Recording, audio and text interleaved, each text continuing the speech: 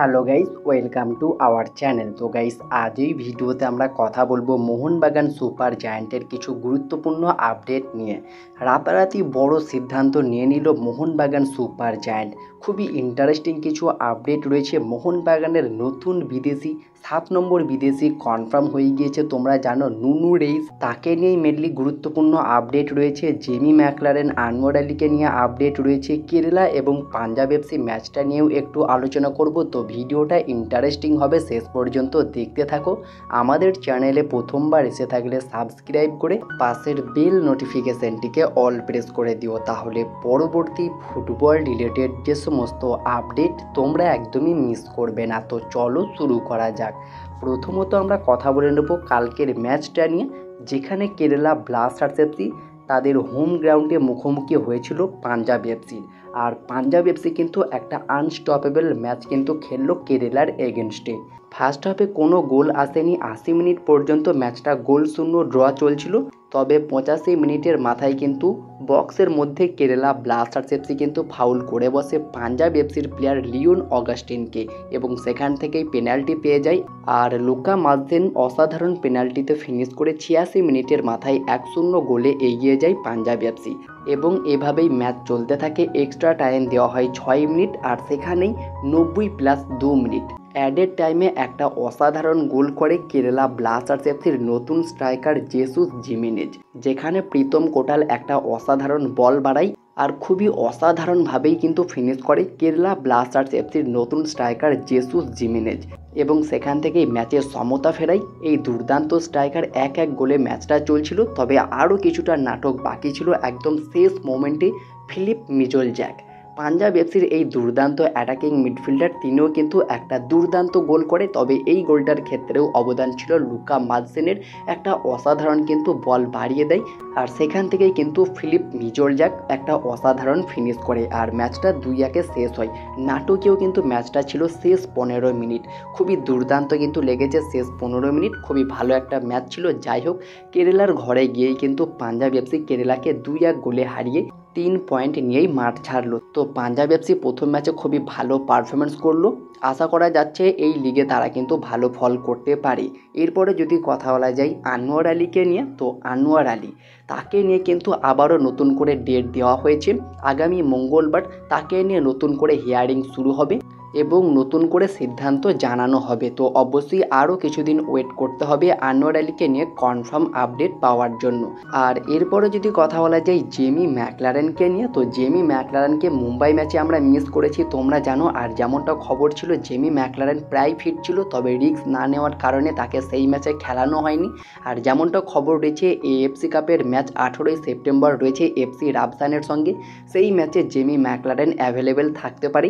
Jamie Maclaren বর্তমান সময়ে প্রায় 100% ফিট, যার ফলে তাকে কিন্তু এই ম্যাচে আমরা দেখতে পারি। জেমি ম্যাকলারেনের খেলার সম্ভাবনা খুবই রয়েছে এফসি রাবসানের এগেনস্টে। আর FC Ravshan versus Mohun Bagan super giant match preview, মোহনবাগানের লাইন আপ কেমন হতে পারে এই ম্যাচে, সব কিছু ডিটেলসে চ্যানেলে ভিডিও এসে গেছে, তোমরা গিয়ে চেক আউট করতে পারো। বাকি যদি কথা বলা যায় মোহনবাগানের নতুন সাইনিং নুনু রেইসকে নিয়ে, তো নুনু রেইসকে নিয়ে নতুন করে বলার মতো কিছু নেই। তোমরা হয়তো অলরেডি জেনেই গিয়েছো নুনু রেইস একজন 33 বছর বয়সী পর্তুগালের সেন্টার ব্যাক, বর্তমান মার্কেট ভ্যালু 2.8 কোটি টাকা। কিছুদিন আগের একটি ভিডিওতে জানিয়েছিলাম নুনু রেইসের সঙ্গে অ্যাডভান্স স্টেজে কথাবার্তা চালাচ্ছে কলকাতার আর এক প্রধান ক্লাব, আইএসএলের নতুন আগমনকারী ক্লাব মোহামেডান এসসি। তবে আজকে খুবই নাটকীয়ভাবে হঠাৎ করেই একটা সারপ্রাইজ দিল মোহনবাগান। হঠাৎ করেই কিন্তু নুনু রেইসের সাইনিংটা অফিসিয়াল অ্যানাউন্সমেন্ট করে দেয় সকালের দিকে। আমি কিন্তু কমিউনিটি ট্যাবে পোস্ট করেও জানিয়েছিলাম, সারাদিন ব্যস্ততার কারণে ভিডিও দিতে পারেনি। যাই হোক, এই ভিডিওতে কভার আপ করে দিলাম।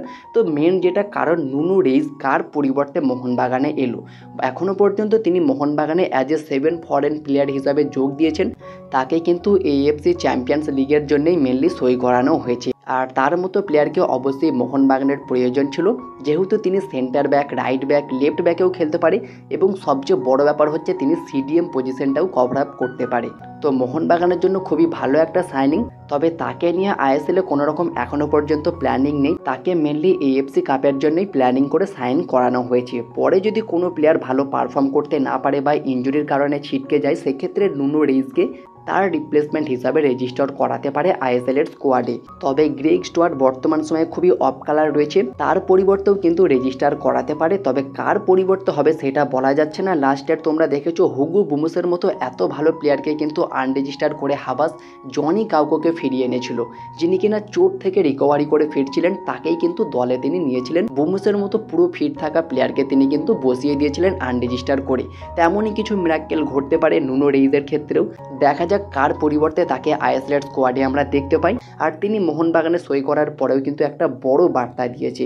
তিনি জানিয়েছেন আমার কাছে অনেকগুলো দেশের খেলার প্রস্তাব ছিল, ভারতের কয়েকটি ক্লাবের অফারও ছিল, তার মধ্যে কলকাতার একটি ক্লাব যেমনটা তোমাদেরকে জানিয়েছিলাম সেটা মোহামেডান এসসি।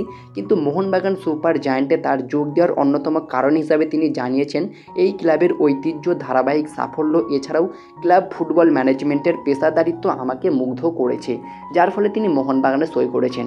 তো এটা কিন্তু খুবই ভালো। তোমরাও জানো মোহনবাগান খুবই ঐতিহ্যবাহী একটি ক্লাব, যে কোনো প্লেয়ার কিন্তু মোহনবাগানের ঐতিহ্য দেখে মুগ্ধ হয়েই তারপরে সই করে দেয়, যেটা এর আগে Jason Cummings, Jamie Maclaren, Armando Sadiku তারাও কিন্তু করেছে।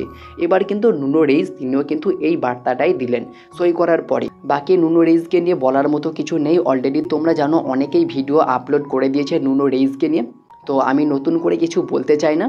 তো দেখার এটাই থাকবে নুনো রেইজ মোহনবাগানে কতটা ভালো পারফর্ম করতে পারে। আর হ্যাঁ, খুবই ইম্পর্টেন্ট একটা আপডেট হচ্ছে এই নুনো রেইজ তিনি কিন্তু ইনজোর্ড রয়েছে, তাকে কিন্তু রিকভারি করতে প্রায় 20 থেকে 25 দিন সময় লেগে যেতে পারে পুরোপুরি মাঠে ফিরে আসতে।